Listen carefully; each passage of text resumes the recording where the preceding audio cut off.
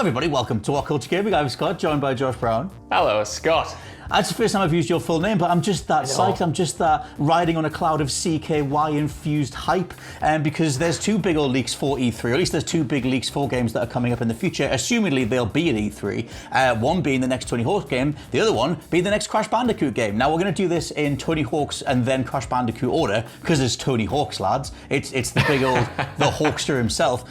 So this comes from the Behind Closed Doors podcast, where CKY's drummer, Jess Margera, was talking to the host and kind of just let slip. They were talking about the Tony Hawk's games, and he just said, he's like, yeah, I think we're going to be doing the new one that's coming out. And then they sort of dovetail off into talking about the games in general. But obviously that's a big old tease that, CKY is going to be on something going forward. But if you know CKY's material, then their song 96 Quite Bitter Beings was on Tony Hawk's Pro Skater 3 soundtrack. So the assumption is that Activision have gone to them and relicensed the song, whether it's for a Pro Skater 1 and 2 DLC pack that I guess they could call a Pro Skater 3 add-on. Yeah. Or my assumption, because it's Activision, is that it's going to be a full-on unit-based, unit cost thing. It'll be a full-on, premium priced product like Pro Skater 1 and 2 was. Even the upgrade to PS5 or Xbox Series you had to pay for. What's your thoughts on all this madness? Well, my friend, first off, I want to, applaud you for allowing the news to be dictated by which soundtracks you were listening to in the morning. Really respect that. Love it. Want that energy in my life. I recommend it. Secondly, I would be be okay if they just bundled together Tony Hawk's Pro Skater 3 and Pro Skater 4, remastered them, and then sold them as a sequel to the current remasters that are out there. Yeah, you might say that DLC or like an add-on makes more sense, but if I want to go back to those games, I'd want it done properly. I'd want the quote-unquote story modes transferred over, because 3 and 4 is when the series started getting, I don't want to say narrative heavy, but it started narrativizing the skateboarding more. The missions were just your regular objectives that you have in 1 and 2, although they are still there. So I would fully buy a repackaged version of Tony Hawk's Pro Skater 3 and 4, because, Scott Tailford, and this might be controversial, because I'm a little bit younger than you, spat all over myself there, so excited. 3 and 4, they were my Tony Hawk's games. I played 1 and 2. I've heard this. I was a little bit too young for it. 3 and 4, though, I was finally a little bit older. I was finally into that music and had access to that kind of music, and was more in the rebellious teenage phase than I was when I was just a genuine child for the first two. Not to say I don't love those games, but for me, if I'm after that sweet nostalgic hit, it's 3 and 4 and Underground 1.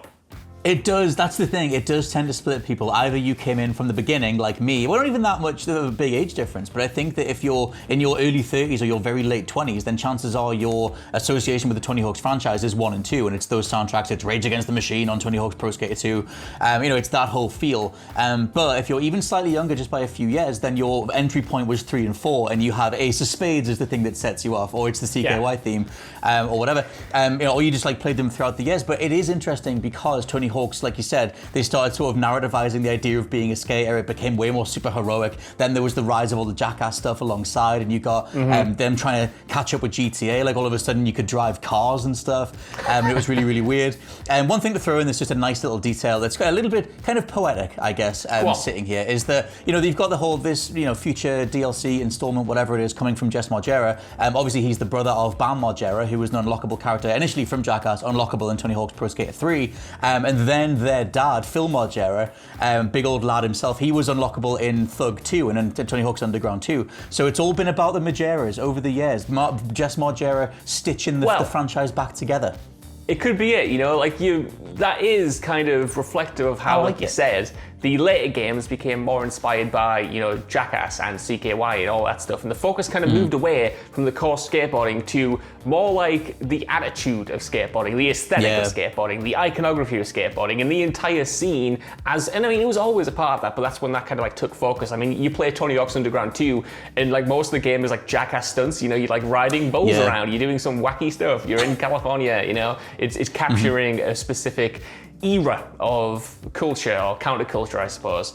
And I was always okay with that as a dumb child, but I know for a lot of people that was kind of a step too far and too many gimmicks added on top of the core mechanics. But in my opinion, and this kind of this is an interesting thing as well, because for me, 3 and 4 is when mechanically the series peaked, but with the remasters of 1 and 2, they actually took a lot of those tweaks and a lot of those refinements and just made them standards. So they will play essentially identical to the next remaster, because they went back and included all of those changes for the better, in my opinion. No, totally. Like, that's the thing. That's what made those remakes, remasters, whatever you want to call them, the best versions of Tony Hawk's 1 and 2 ever. It's just like, I mean, that's the whole thing going forward, though, because obviously behind the scenes, Activision reallocated the dev teams. I think it's Vicarious Visions for Tony Hawk's and Toys for Bob for Crash, to sort of help out their bigger franchises, because they wanted to pretty much just put them all on Call of Duty, because Black Ops Cold War tanked last year. And so there's that whole thing of, okay, if all of this is going forward, then what is the reality of Activision's, how are they managing those different teams? But at the same time, the engine, like you just said, the engine's pretty much set in stone from 1 and 2. They've already retroactively applied all those different features from 3 and 4 into the overall game engine they used for the remakes. So I wonder if going forward that can be given off to a different team altogether, and it is just a case of applying that engine to different environments, and it's already there. Yeah, I mean, that's a really good point, to be honest. I hadn't thought about it in that way, but yeah, like you said, like the original team has been moved off the project, but they've essentially done all of the quote-unquote hard work. They've built it from the ground up, they've added in all the core mechanics. That code is now there, and theoretically, a remaster of 3 and 4 would just need the level designers to come in, design the environments and stuff, because the skateboarding itself has been, ticked off more or less. So yeah, I didn't think about it that way, but that does seem to make it more likely in my head now. Yeah, and that makes all the business sense. I mean, that was the thing back in the 2000s. Even on Rockstar's side, you get all these different game engines that are used way more across multiple sequels than you do get today. Unless you're Bethesda and you're trying to squeeze as much milk out of the cow as possible. That's how you milk a cow. If you're Bethesda, then it makes sense. But I think in this regard, it's not like the Tony Hawk's Pro Skater 1 and 2 remakes. You can finish them in one sitting. Like, if you know what you're doing, if you played it back in the day and your muscle memory comes back, you'll fly through it, even to the point where you're getting the vast majority of the optional pickups and everything else. So it's like, just give me more Tony Hawks, and it's going to be on them to balance that price point, whether or not it is just, here's some more Tony Hawks, but it's another £60 or it's another premium price point. I can see that going worse before it gets better, but you never know. In terms of the next big thing, though, it's the next Crash game.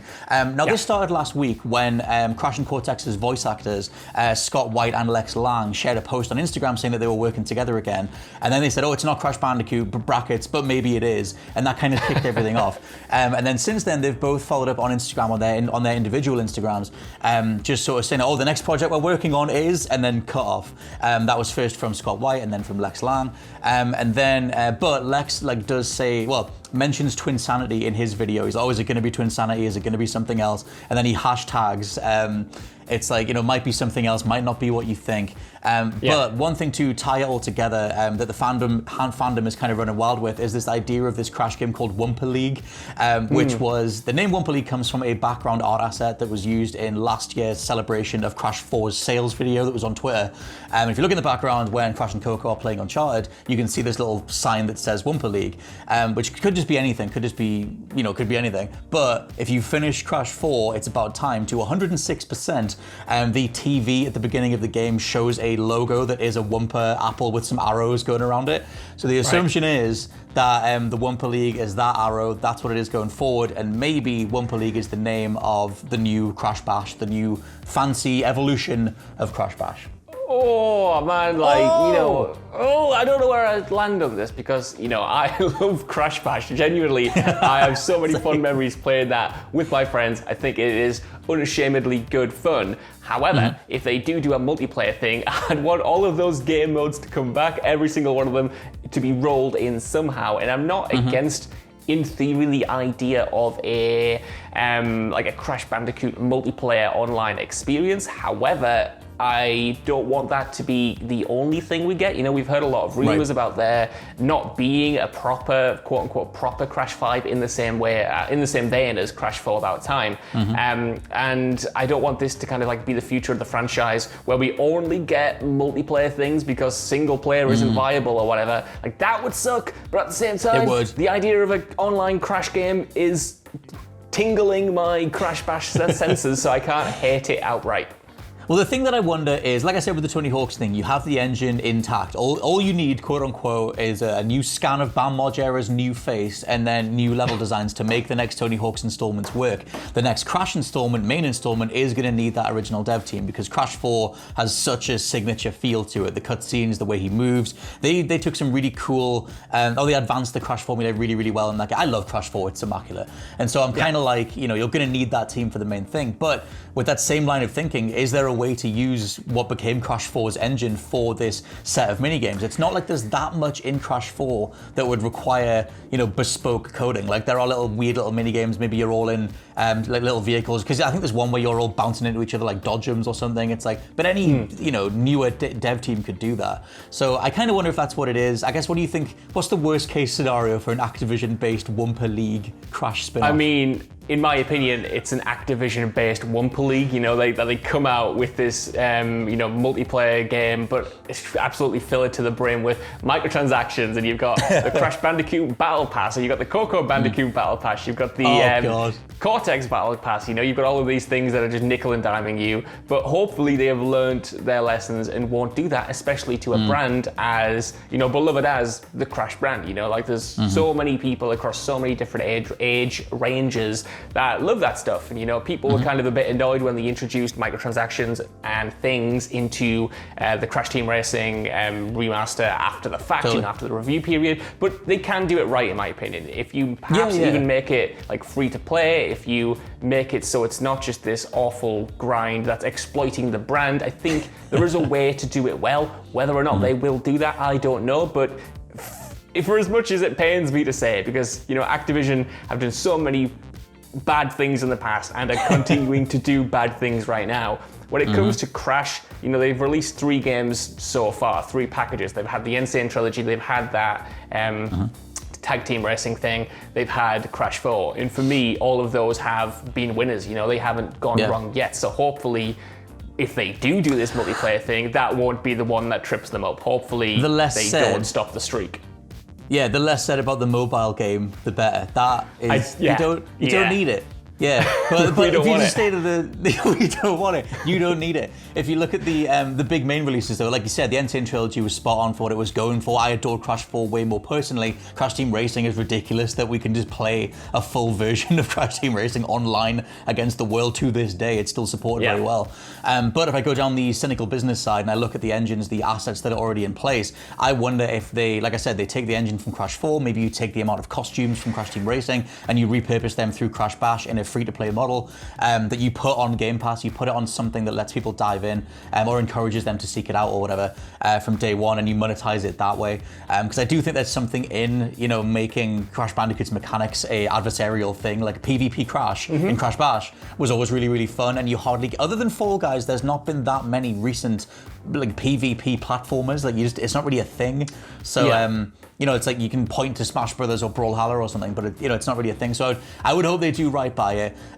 Or the whole other reality of this is that those 2 dudes are just working on something completely different, and it's got nothing to do with Crash. But at the same time, they're very much steering into it across their individual Instagram. So hopefully it's something Crash-based in the future. But let us know what you think down in the comments below of a new Tony Hawk's, a new Crash Bandicoot game. What do you want from each of those franchises? And what's the worst that could happen?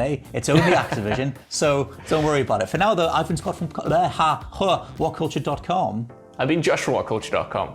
And we'll catch you next time. Bye-bye. Bye.